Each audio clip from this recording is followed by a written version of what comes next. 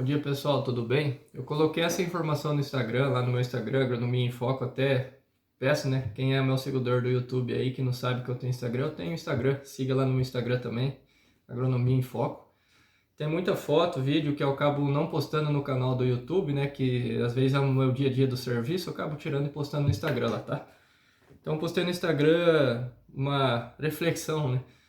A folhar é água de batata, né? Folhar não é água de batata. Tem muito produtor que acha que folhar é água de batata e usar folhar na soja não dá retorno nenhum, tá? Então eu coloquei no Instagram um dos resultados que eu tive em uma das áreas que eu manejo, né? Usando folhar, tá? Naquela área lá a gente trabalhou com calagem pesada. Agora na safrinha foi feito uma calagem na área, a gente fez análise de solo, recomendou a calagem, foi incorporado, foi feito cobertura. Então, a partir do momento da calagem incorporada até a siembra da soja, o plantio da soja, passou aproximadamente 7 meses, né? Nesse intervalo de tempo a gente teve algumas chuvas, então isso fez com que esse calcário, boa parte desse calcário reagisse no solo e aumentasse o pH desse solo, tá? Apesar de ser um solo bastante argiloso, com a dose de calcário que eu recomendei, que eu gosto sempre de arar para mais em calcário, e com a incorporação do calcário também, que acelera o processo de solubilidade do calcário no solo, a gente já previa que surgiria problemas com zinco, com manganês, com cobre, ferro, boro, né, por causa do aumento do pH do solo. E realmente apareceu, né, quando a gente teve a soja nascendo ali com seus 3, 4 primeiros trifólios, a gente começou a ver que a área estava com um tom amarelado, tinha muitas folhas, né, novas com uma deficiência de zinco, de manganês bastante expressiva na folha, tá?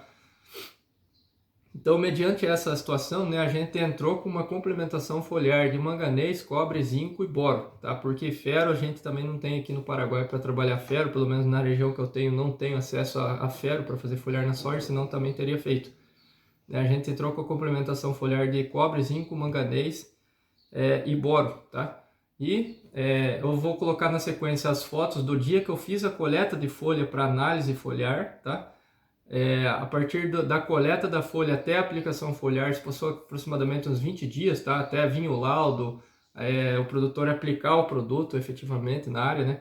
Se passou em torno de 15, 17 dias, acredito eu, tá? E eu coloquei aqui, vou colocar para vocês a foto do dia da coleta, da deficiência e 10 dias após a aplicação foliar do produto. Então vocês vejam a diferença que tá? Foliar não é água de batata, tá?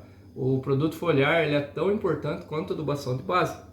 Se a planta ela está passando por uma deficiência, uma falta, um estresse por falta de zinco, manganês, cobre, por exemplo, né, você fazer a complementação foliar desses nutrientes na dose que a planta precisa, vai ter um aumento de produção de matéria seca e, consequentemente, um aumento de produtividade na área, comparado com se você não tivesse feito aplicação, tá?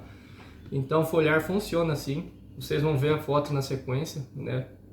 A diferença é só que para o foliar funcionar você tem que aplicar uma técnica na recomendação. Você tem que fazer uma coleta de folha, né? Você tem que saber interpretar o laudo, você tem que saber calcular a dose do nutriente, quantas gramas por hectare de determinado nutriente que eu tenho que efetivamente aplicar. Você tem que saber escolher a fonte do nutriente para você aplicar a foliar. Não adianta você aplicar um carbonato ou óxido via foliar na soja, que são fontes insolúveis, que vai ter um efeito muito pequeno nutricional, a planta vai absorver pouco, então dê preferência a fontes solúveis, né? Fontes cloretadas, sulfatadas, tá? São fontes solúveis que a planta consegue ter uma rápida absorção desses produtos aí. Então existe uma técnica para se calcular a dose e se recomendar, tá? Eu trabalho bastante com o método DRIS, que é da Embrapa Soja, tá? Então eu não preciso falar, não preciso provar nada que funciona, tá? Porque simplesmente é um método desenvolvido pela Embrapa Soja, tá? Então só isso aí já me dá um respaldo, já me dá uma segurança para eu trabalhar com esse método, tá? E o método DRIS, a partir do momento que eu carrego lá no método, no DRIS da Embrapa Soja, lá os dados da análise de folha, ele já me dá na hora quais nutrientes que estão limitando minha produtividade, tá? E eu consigo a partir disso calcular a dose do determinado nutriente para corrigir aquele problema, para aquele elemento não ser mais limitante na minha produtividade, tá? Então, na sequência, fique com as fotos aí, tá bom?